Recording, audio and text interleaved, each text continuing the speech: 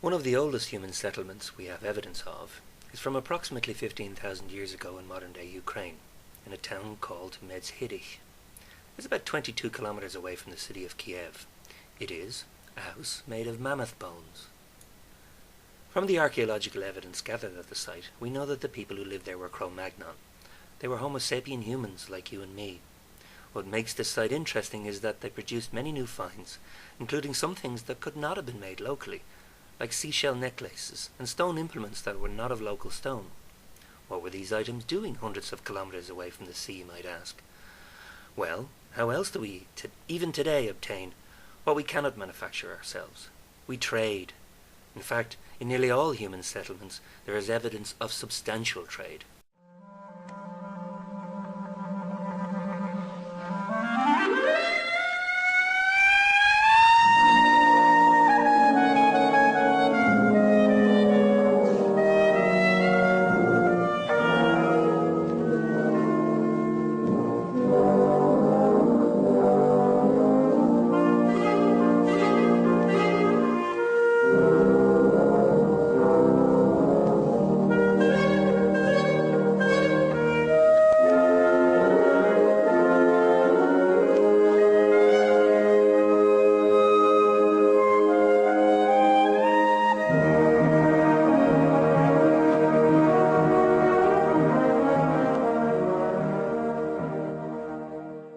There was another species of human living for nearly 300,000 years in Europe at the same time as us. We know them as the Neanderthals.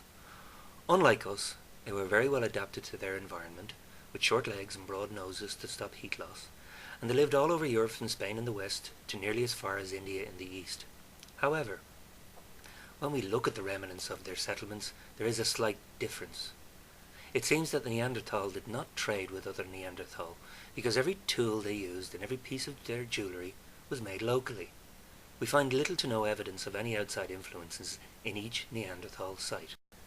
We can summarise what we've found and the differences between the two as follows.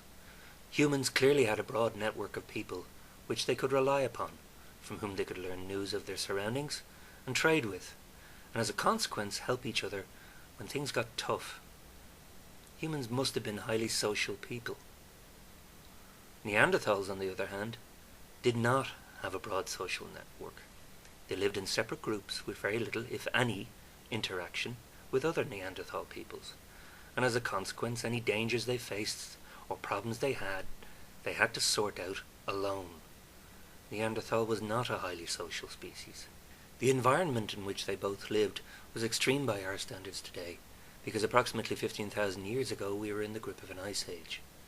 If you look at the age of the Neanderthal skeletons, they died out over a long period of time, and if you map the times of their extinctions, you can see that it pretty much follows the ice sheet fluctuations. In fact, the very last Neanderthal lived in a cave on the very tip of Gibraltar in southern Spain. Now this is all very interesting, I hear you say. But what the hell has this got to do with morality? Well, I think it has a lot to do with it indeed. For you see, it leaves us with a very big question. Why on earth were Neanderthals, who were better adapted to their environment, dying out, while humans, who came from the heat of Africa, were able to survive and thrive? The most probable answer to this conundrum is this. Humans must have been highly social animals. We simply couldn't have come all the way from Africa and faced the rigours of an extreme environment without helping each other along the way.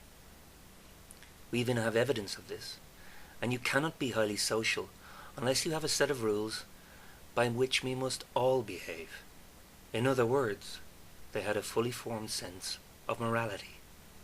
Humans must have evolved social systems that demanded morals. Given the evidence that a better adapted species couldn't survive, humans would never have made it if we were sleeping with each other's wives, murdering each other, stealing and lying all the time. The only reasonable explanation I can see is that morality evolved within humans a very long time ago, because without morals, we wouldn't be here today. So what about religion, I hear you cry? Well, there are many cases in history of moral laws that predate our modern religions. Some of the more notable ones would be the Code of Hammurabi. It dates from 1790 BCE. Hammurabi was a Babylonian king who gave his people his list of 282 moral laws. There are also scholars who will argue that The Ten Commandments were sourced from the Egyptian Book of the Dead. Known as the Papyrus of Ani, it predates Judeo-Christian religions too.